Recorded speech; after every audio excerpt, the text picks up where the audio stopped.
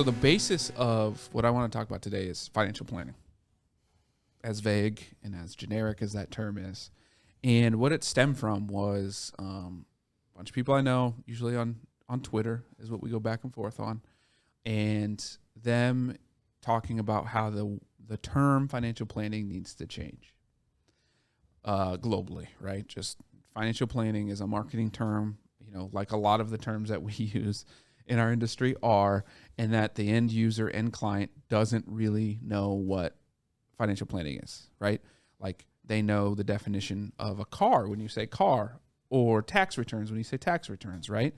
But if you were to ask a client right now, what is the definition of financial planning? Ergo, Twitter, other advisors and planners would say and have said they can't really define it easily, and they don't know all what goes into it either, right? So I wanted to discuss that, right? I'll play devil's advocate a little bit with it, but then obviously we're all going to give our opinions and talk through it. But truthfully, what is financial planning?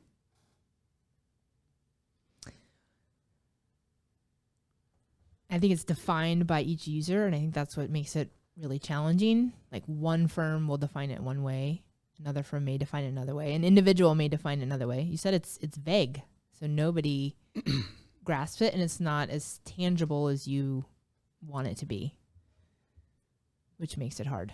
Yeah, I mean, I completely agree. I think vague is the best word for it. Typically when you have a plan, or when people think of a plan, they think of a direct set of actionable or execution steps, which truly are within a financial plan if built out correctly in my eyes.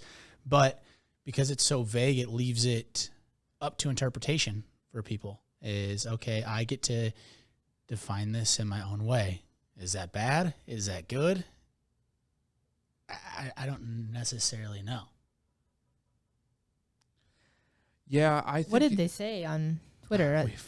Just can you We've- pick out a couple? We've like, talked a lot. okay, right? just pick out a couple good ones so we can kind of get here's caught one, up on this conversation. Here's one that kind of goes into it, right? It wasn't a direct line to that, but this is a thread. This is what I replied to earlier this morning. So, I don't know how to pronounce his last name. Twitter but mornings. Trent I'm going to call Twitter. them Twitter mornings. Twitter mornings. You're In order for more people to get quality financial planning help, the way advice is delivered needs to change. That was the posed question or comment, whatever, on the thread. Someone, and then advice and needs then to change. then this guy went off the deep end and started bringing conspiracies, which was hilarious. All right. But we went back to a normal person, right? This guy named Brian Babs _73. I helped a new older client fix her computer over 4 hours and helped her see that all of her passwords had been compromised. He posed, "Is this planning?" Right? My response was, for me, yes. Planning is the buzzword, but security. What we do for clients is help them through the struggle of life, both mentally and physically with money, but also a confidant and a shoulder to cry on when needed. That's true planning, is connecting to clients any help that they need, because we can connect them to the right areas and can see things that they can't truly see. And how do you respond? Or did you get any responses? I- Nobody respond. Apparently it was just so good. It was so good. you It was can't a mic respond. drop. It was I a think mic- Apparently I'm just so good at words. But like, so is that planning? We'll just use that as one of the examples. Is that planning? Air quote planning, right? For those that aren't seeing me, air quote planning. And I'll find more examples. For me, I mean, I'm saying yes. I completely agree with you in that standpoint, and maybe I think that's why our team works well together, is because we do have a lot of those similar mindsets. As that was an actionable thing to put her in a better place, to get her to closer towards her intents, towards her goals, towards her wants, towards her needs. When everything's compromised, if you can't do anything or somebody's doing negative action to your plan, then it's to your detriment. So helping her with those passwords is part of a plan. When it's personal security, I mean, think about all your logins, all your passwords. There could be money involved. Yeah. There could be your credit score involved. There could be a lot of different things involved. So I think it's something, to ask questions on and to make sure that they're taken care of or get them to the right place, someone to help them if you're not able to do it in your current role. But that's definitely like a situation that needs to be addressed right away. I mean, you talked about security there. One of the big things, regardless of financial, emotional, mental security that we have, is we talk about protecting your income. That's a security blanket, an insurance policy, whether it's disability, life, anything. The proper insurance policy is a security blanket, just like you talked about. It's security for something in the future.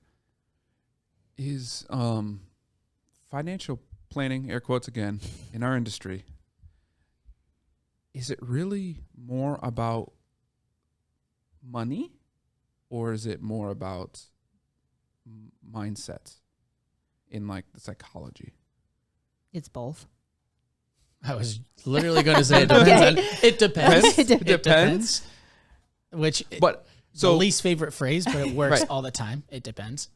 because to have a plan, you have to have both, right? Correct. And that's what you're getting at.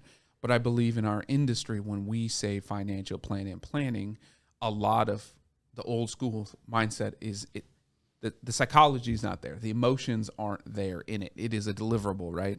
It's a book with 200 pages, 100 pages, however much longer those are. That's what I believe in my experience when people say financial planning. Oh, I have a financial plan. It's because they have some binder sitting somewhere.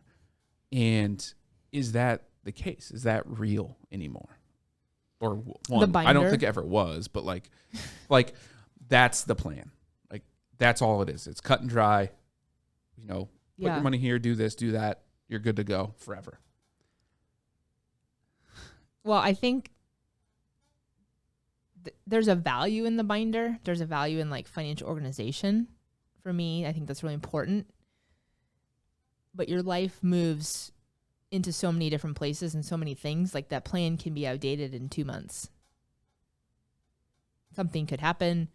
Maybe you get some more money. All different things can happen, and then the plan needs to change. So the binder's already outdated. Yeah, I mean, I completely agree, because I think it's a good maybe baseline to have something like that, just like you said, for an organizational piece. But stuff is so ever changing. I mean, even in our softwares, you have what if scenarios. Like life doesn't happen in a vacuum, so you can have this binder as maybe a foundational aspect, but realistically, it's almost never, I will not say never, but it's almost never going to be end all be all. I give you a binder after we've met, and here's our plan that we have. Something is going to change to deviate us from that. Right. And if we're not meeting on it, changing it, doing things continuously, having meetings with intent in those meetings to put us in a better future, then we're going to be probably worse off, because we're just like, okay, this is for a perfect life, perfect scenario. Right, and the binder doesn't address the second part, the mindset, the behavior change, the automation, whatever you need to do to get into that place. It's a static thing, so it needs to be more dynamic. And I think that's the hard part as advisors, is how do we be more dynamic with our clients and engage with them to help change the mindset, help with the behavior change that maybe needs to happen, and get them to the right place. Absolutely. One analogy I like to use for the binder, if we will. That's our visual right now. I Yeah, can't think of I can't anything think of else. else. It's like a really thick binder. But I can see it, by the way. I can visually see It's what like, this binder looks like in an encyclopedia. Is buying a car, right? Don't take it for this day and age of buying a car, because right now interest rates and how things are. It's not now, but in terms of overall, right? You buy a brand new car, you sign on the dotted line. It is now depreciated, worth less. It had changed already, right? Before you even got off the lot. It's very much similar to your financial plan. By the time you build it out, something has already changed or is about to change. Ergo, the whole that plan's different, right? It has to change. It has to go in for repeated oil changes and checks and all of that, and all of those things.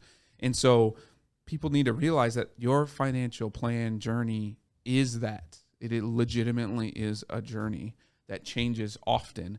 And that's why a lot of financial planning is, monthly. That's why we charge monthly for one of our services, is because then you get us all the time and we can continuously change this. If you come in once a year, now we're not only are we trying to fix something post, now we're trying to prepare for what's coming in the future.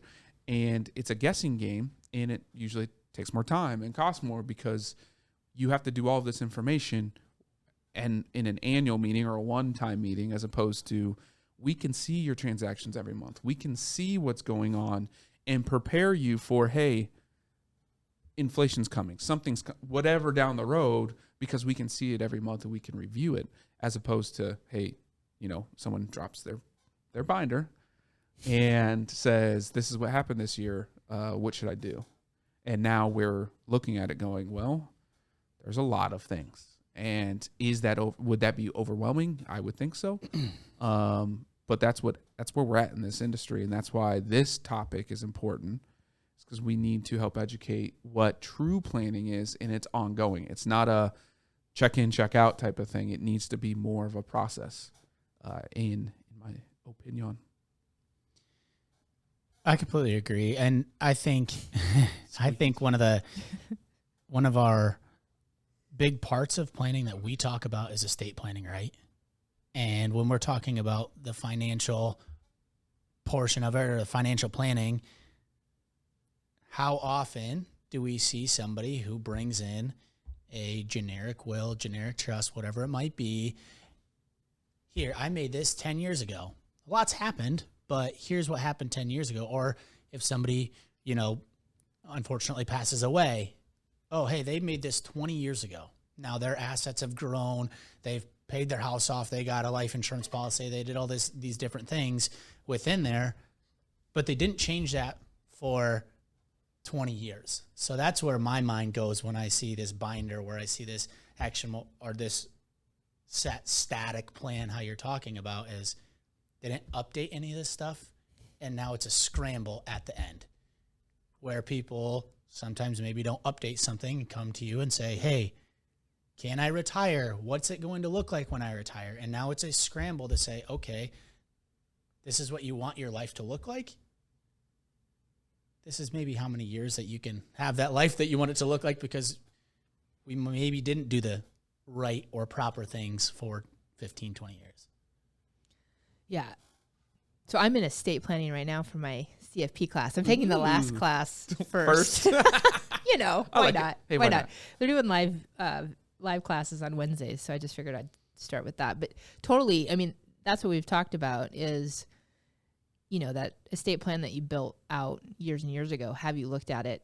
It probably needs to change. Did you start a family? Did something happen? Did you get some money? What's happening? And as advisors, I think the challenge for us is you might be in a place where you're not able to look at all those things. Like the work environment or whatever structure you're in might be focused just on one piece of that. Yeah. And then there's so many other places to go with the plan, and how is it coordinated all together, and where do you start? And I think it can be overwhelming for clients. Like it sometimes, which puts you in a place where you don't even want to touch it. You don't even want to deal with it because it's so overwhelming. And I think we as advisors need to do better at that and break it down into smaller steps and action items that they can take, that it doesn't feel so big and doesn't feel so overwhelming, or if it's too late. I think that's a better place that we can help in. Yeah. Do you feel as if, and I'm speaking to, more CFPs and planners than just direct advisors at this point, is it our job to quarterback all of that? Now, I know we do it, but I mean, speaking for everyone else, is it a fiduciary planner's job to quarterback those issues, right? Because estate planning is part of the financial plan. Correct. But not everyone gets that in their financial plan. I know we're using terms, all those things, but is it our responsibility? I would say yes. That's the place I want to be in, definitely. And I'm a goalkeeper, so I like, you guys like football, so I'll use a goalkeeper analogy where I see the whole field. Like I see what's in front of me. So for clients, I'd be able to see what's happening, potentially even think about 3 steps ahead, and get them to the right person, the right place, and make sure they're taken care of. Yeah, I mean, I think when you talked about being a fiduciary, and you just mentioned that, it's our job to have our client's best interest in mind in all aspects of the financial journey, every single thing. So whether it's passwords, whether it's this estate plan, whether it's anything that can impact their lives, if we have their best interests in mind, or if we all are in that same mindset, because mindsets of planners have to change too, is if we're all in that same mindset of just having the best interests of the client in mind, I think then you have to become that quarterback, or you automatically become that quarterback because all you're thinking about is what's the best thing for this person. Oh, yeah. And truly believe that we should be. We all should be that person. However, if you don't want to be, it's okay, planners, advisors. It's okay not to be that one. However, it is your responsibility to help find someone to help that. Wherever you don't want to be, you better have someone on your team or partner or resource somewhere that you can help quarterback that relationship to get whatever piece done. And I believe that we don't see a lot of that because of how advisors are paid. We're not going to get into I was like, are you going to have that episode not for this today? one. No, not today. That is that's a cocktail hour.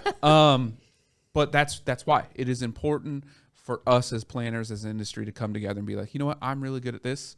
I'm weak at that. Who do I know in our world that can help my clients? Because I know that I'm missing X, and it's happening, but it's just happening quietly. It needs to be a little louder, and for clients to be understanding that, hey, my planner is an expert at X, but is really weak at X.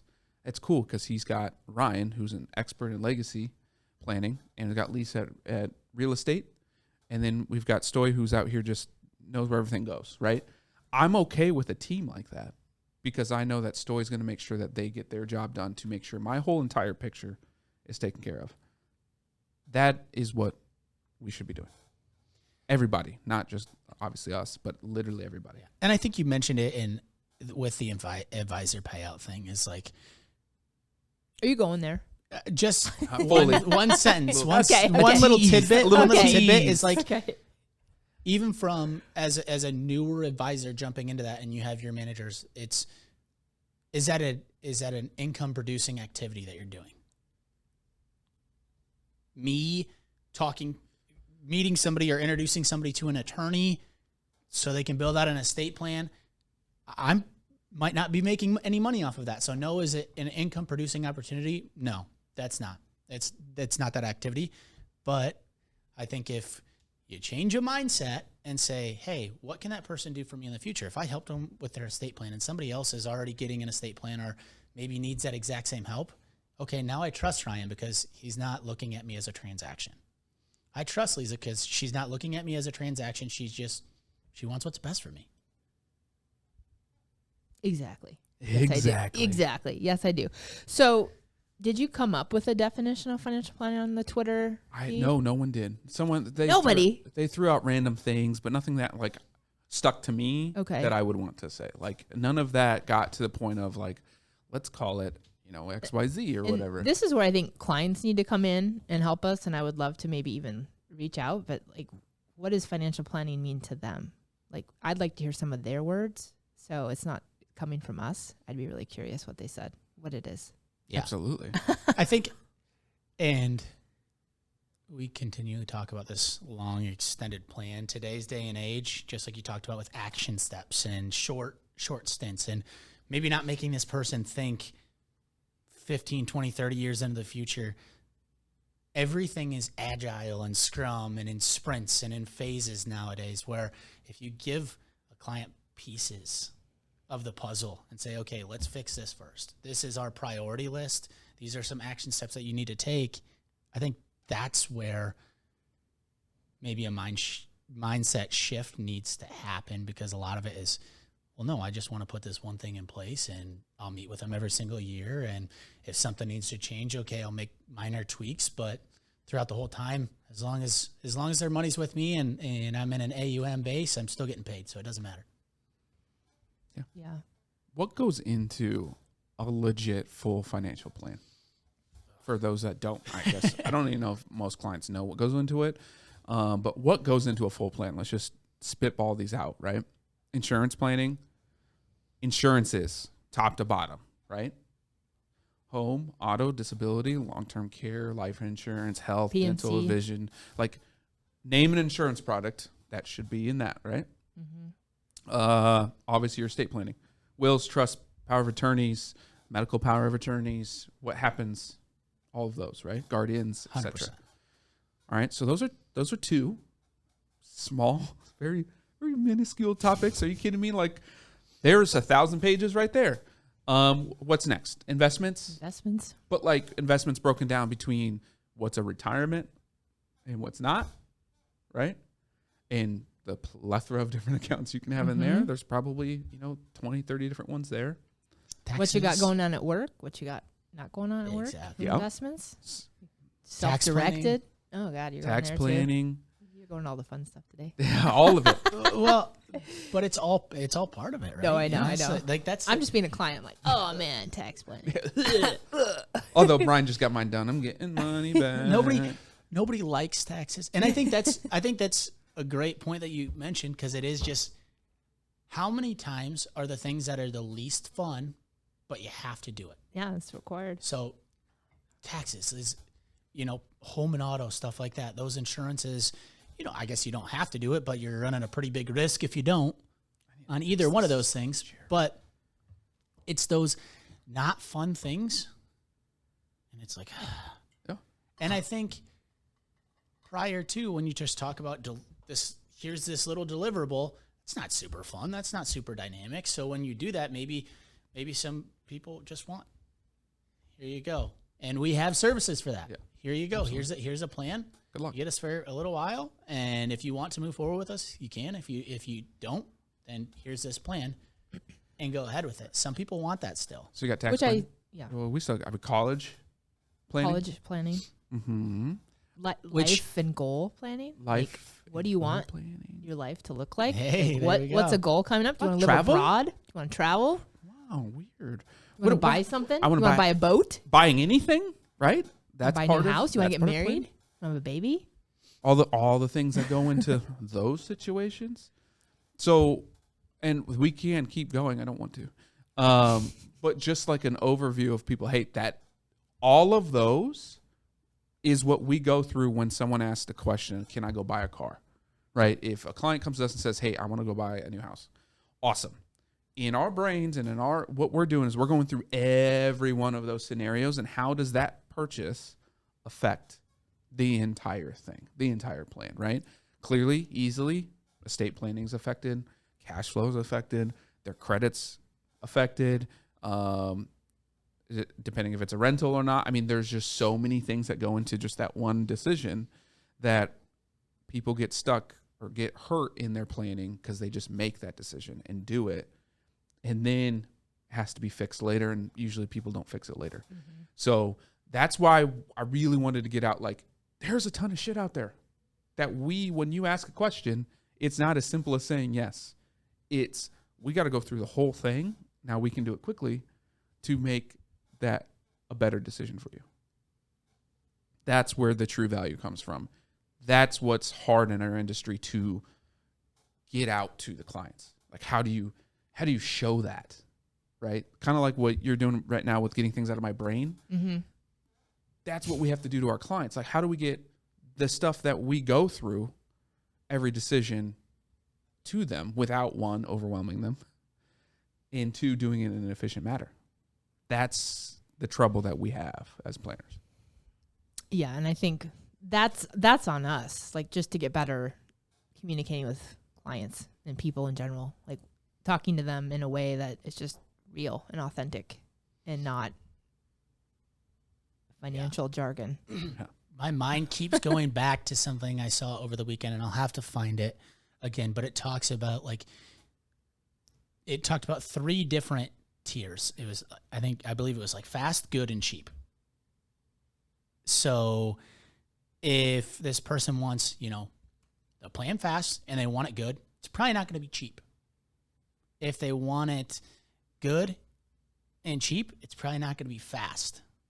And if they want it fast and cheap, it's probably not going to be good. You And it's- confused me. And that's Really and follow. I'm trying to but what it is a lot of people nowadays, one of the elephants that's in the room every single time is, how much is this going to cost? Because you guys are talking about a plethora of services, a ton of different stuff. This has got to be expensive. And a person down the road might be fast and cheap, but that plan's probably not very good if it's fast and cheap. If we're doing something and it's fast and good, it's not going to be cheap, because you want us to do it quickly and you want us to get it done well. It's probably not going to be cheap. And then it's the fast and cheap, and it's I have to go back. If it's good, it's valued well and not very fast. Exactly. Right. I followed. I followed. But I'm with you. it was honestly There was a lot of. But that's an elephant in the room all the time. And a mindset thing is, okay, this is going to cost me a lot of money. And you talked about the cash flow portion of it. All these decisions affect the cash flow. A decision to make a plan is going to affect your cash flow. More often than not, as soon as you get organized, that plan, regardless if it's an upfront cost, it's probably going to be better for your cash flow. Mm-hmm. You don't know where over your money's time, going. the value comes over time. And it's not about scaring everyone to say, like, this is a lot and overwhelming. Like, that's not what we're trying to do. We're trying to educate you and also reflect that it's a long, long journey. This isn't something like you come and you fix immediately. Can technically we put a plan together and you know exactly what to do? Yes. Can we do that and then your mindset be shifted to not go buy Starbucks every day or whatever the thing is that is causing you not to hit your goals? No. All of those things work together and they take time and they shift and you learn. You have more adulting to do. We all do. And then it'll finally eventually start to get into this motion where it's starting to click. But it takes time. It takes a long time, even for us in our own plans or for our partners and everything. Like, it just, every day is a grind to understand what I should not do and be okay with, hey, you know what? Kind of like your diet. I'm going to have those chocolate chip cookies. I'm just going to do it. I already had one this morning. Did you? Oh yeah, we got new neighbors yesterday, so we made some chocolate chip cookies, and see, I got back from training. I just needed one. Needed one, right? That's perfect. Is that part of your diet? Is that no, it's not, but it was right there. But it's okay, right? And that's good. okay. And you go back and realize that I want another one. But having the mindset of understanding, like, I'm good. I can do that. I can make a mistake, or I can take a step in a direction because overall I'm moving forward, and that's what the whole financial planning, air quotes again, journey does for you. Yeah. Which is awesome. And I think, we've set up the firm to move forward in a place where we can meet people where they are on their journey, and that may be call in for a question. It may be a little bit longer plan. It may be ongoing. And I think that's what's really cool is we're ready to do that for people and then help them where they are and get them moving forward. Absolutely. Yeah. And just like you talked about with the journey and consistently meeting, and those mistakes can happen if you're consistently meeting, because we can plan for them and we can say, okay, hey, we went over budget by X amount. Budget's the worst word in finance ever, but we went over budget for the last 4 months. Hey, maybe let's make some adjustments. Now, if you go up, our budget is very, very moving average, so that's a very, very bad term, but because we're talking with people monthly or whenever they have a question, because we're talking with these people and we always have these contact points with them, they understand, okay, these guys are in my corner, I'm fine.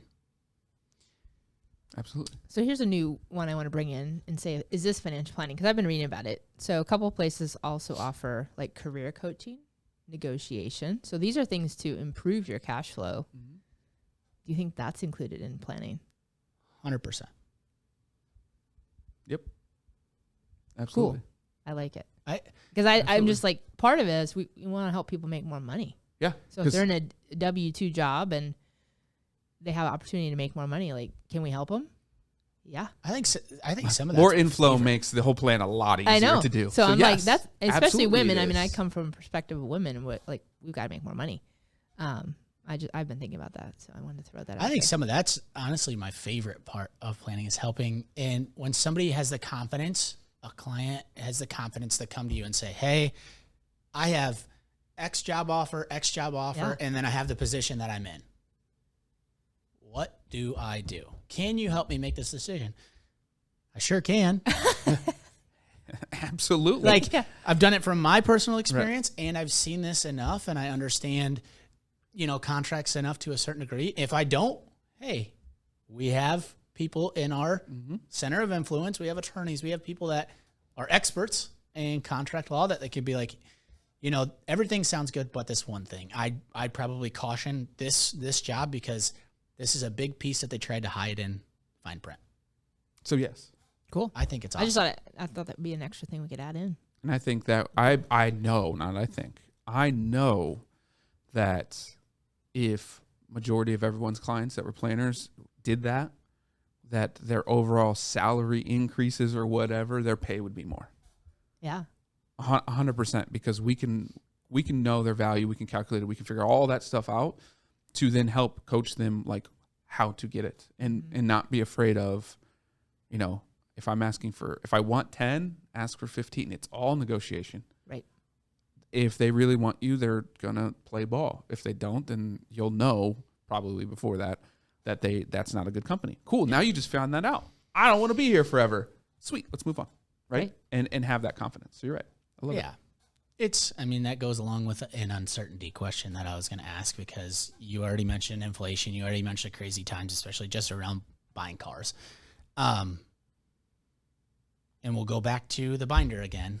If you just have this binder and you're barely meeting hardly ever with somebody, and then all of a sudden the crazy market volatility that we have hits right now. And how confident, if we're only meeting once a year, how much easier is it for you to maybe fire that advisor, fire that planner, because, hey, I'm uncertain and I'm losing money. I'm losing money right now. You're not doing your job. Whereas in our sense, we're meeting with them monthly. Hey, it's okay. We have X amount of cash or whatever it is held back because we foresaw this happening, or we can see this happening. We have our security blanket that we talked about. Now we're going to be putting ourselves in a better place on the flip side of this. We know this is the average time that this recessionary period is going to last. We also know that for the last 10 years before this pandemic and everything, the markets did a crazy %. So most millionaires are made the year after a recession. Yeah, right. Which I think you're speaking to something that we really love to do, which is educate clients. Like, hopefully Exactly. prior to things, we have educated them. These things are going to happen down the road no matter what.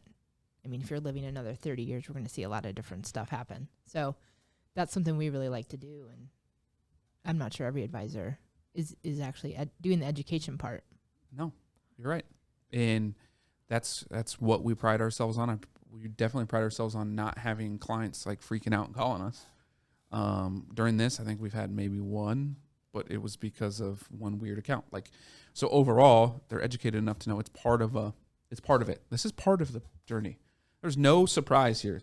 The pandemic was a surprise, but Yeah. It's still going on. what transpired after it wasn't, right? It was a spike dip to a spike back. It came back quickly. Now a normal recession is happening. It's going to happen. Mm-hmm. It's being prepared and getting through it. And that's where we're at. So how can advisors help mindset? Like, what advice can we give out there for other advisors? That one, you have to change your own, right? And you have to put clients before yourself. And if you can't fundamentally do that immediately, then there's nothing that anyone can say or do. And so you switch from thinking, hey, I need to learn this, I need to do this because it's going to get me more money, to I need to do this because it's going to take care of and solidify my client's plan or whatever it is. You do that switch, then things open up and your mindset changes, which helps you educate them correctly. Mm-hmm. You do not need to be paid for every little thing. We're not attorneys. You don't need to, they texted me, that'll be, $1.25, or an email that, was 0.17 hours. Sorry, I had an attorney bill recently. Okay, I was like, are you feeling something? Did something just come up there? It did. It came. Okay. We don't do that. right? That is all encompassing of what we should be doing, and recognizing that piece. However, that being said, other planners, you need to educate yourself. Come hang out, come talk to us, follow our podcast and No BS Wealth, go to others. Hell, go to Twitter for all we care, right? But if you don't have that open mind and open heart, it won't happen. And that obviously is for planners, but that goes for everything in life. However, if you do not do that, I believe this industry is going to leave you behind. Mm-hmm. And there's plenty of warning for that. And then what about client side mindset? Like how do we, like if a client's listening to this or maybe a potential client, what can we say about mindset and how we can help? It doesn't happen overnight. I think they need to understand that. And I think they really need to understand that you can be emotional about your money. You can be emotional about these decisions, but to have somebody to help you control those emotions around that money, I think that's an unlimited value right there in my mind. And it doesn't happen overnight. Just like this plan doesn't happen overnight, that mindset shift is going to take some time. And expect that and anticipate it. If you are expecting something, just like you said, one little quick transaction, one little quick sale, if you're expecting your mindset just to go, then if it does do that, it's probably going to switch back just like that when something goes wrong. Absolutely. And again, you have to be ready to and be open to that shift. If you're not, it won't stick and you'll revert right back to old. You also need to, and I don't want to bring politics into it, but you need to get away from all of that stuff too. You need to realize it's you, your family, or whatever your scenario is. Every decision, no matter what's going on out there, you need to make for yourself and not get aligned with things that are out there, because there's certain things, even me, politically I believe in, financially I might make a different decision because it's going to affect whatever the plan is. You need to have an open mind across the board and be ready for a journey, a long journey, that is, and be okay with that. So trust, I think, is a big trust, thing. Yeah. Like it's trust. You have to, just like every relationship, trust and communication. As we stand as a society as a whole, it's harder to trust people. In these past couple years, this person might be here, this person might be here, this person might be here, wherever it is, but it's been harder to trust people. It's been harder for people to open up. And I think as advisors and helping that mindset and building a relationship before just saying, oh, hey, yep, we're going to do this. This is that transaction, sign on the dotted line, you're done. See you later. We're through with you. Right. If you ask, I think there was a study out there, if you asked people if they trusted insurance companies, they said absolutely not. It was like 13% of people do. But if they trusted their insurance advisor, insurance, agent, it was like 70-some% of people. So they trust in the person, they trust in the relationship. Right. This is a people-based thing. It's not about these big companies that have realistically, in a sense, earned that distrust.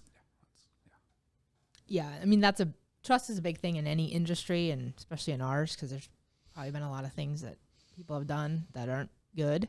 That's what you hear about in the news.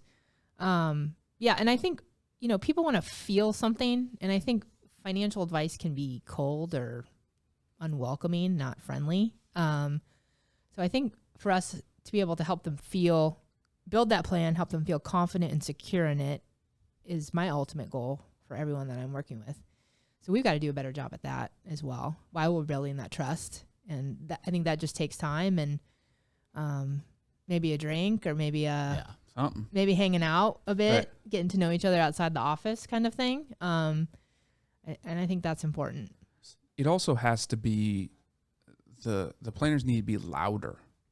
A lot of people don't know this. Our regulations doing a podcast or doing really any marketing has been very strict, and in some companies is beyond strict, right?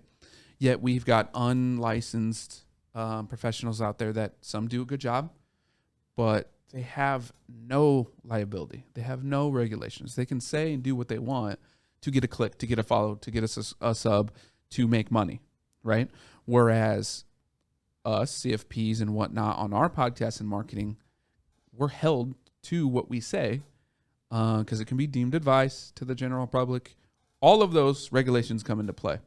And so I don't know how many times I want to say this is, if you're following people, make sure that they are actual professionals, whether licensed or regulated or something, because then you know if they lied to you or it was somehow fraud, well, the SEC is going to come knocking and you're going to get some retribution somehow, in some way. So all in all, find people you can trust.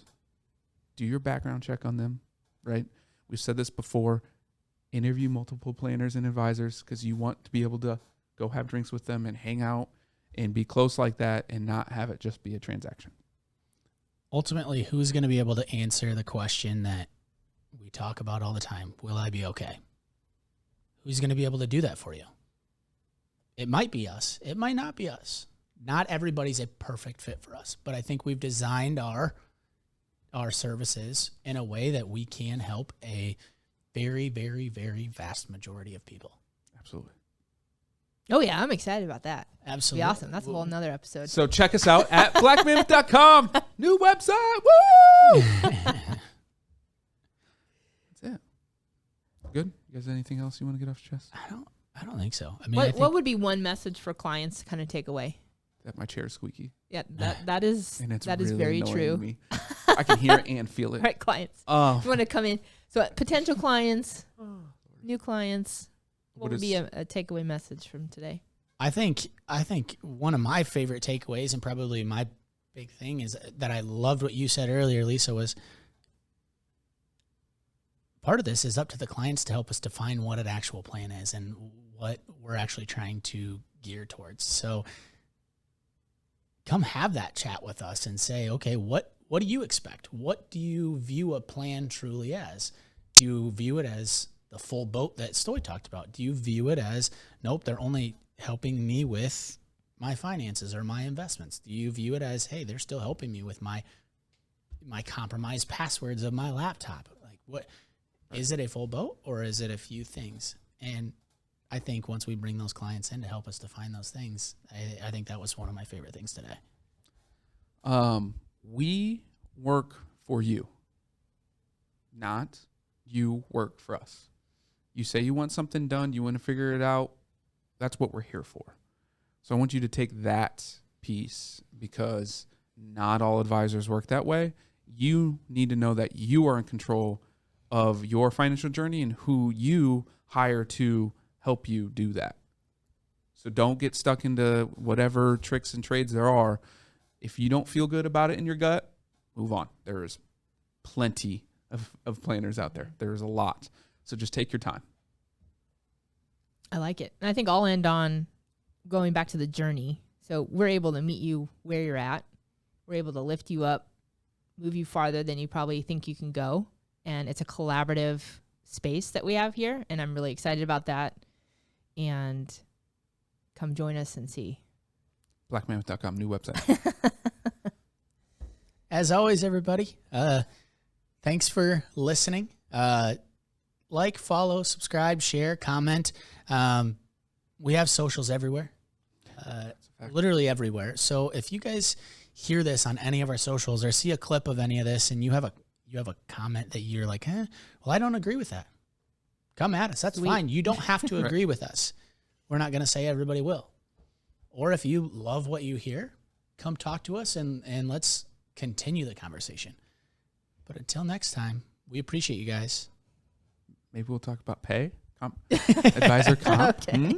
Bring up articles, do some fun stuff. Yeah, I don't know, who knows?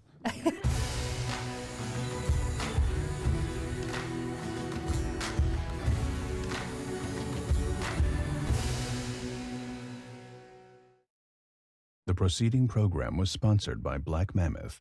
Any awards, rankings, or recognition by unaffiliated third parties or publications are in no way indicative of the advisor's future performance or any individual client's investment success.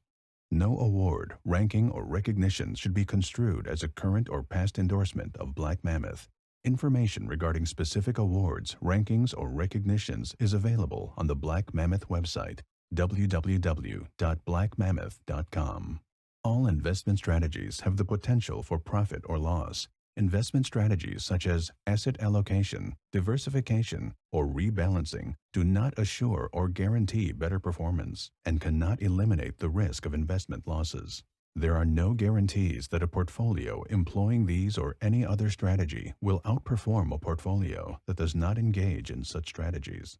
This broadcast should not be construed by any client or prospective client as a solicitation to affect or attempt to affect transactions and securities, or the rendering of personalized investment advice due to various factors, including changing market conditions. The information discussed in this broadcast may no longer be reflective of current positions or recommendations. While information presented is believed to be factual and up-to-date, Black Mammoth do not guarantee its accuracy, and it should not be regarded as a complete analysis of the subjects discussed. The tax and estate planning information discussed is general in nature and is provided for informational purposes only, and should not be construed as legal or tax advice. Listeners should consult an attorney or tax professional regarding their specific legal or tax situation. Past performance is not indicative of future results.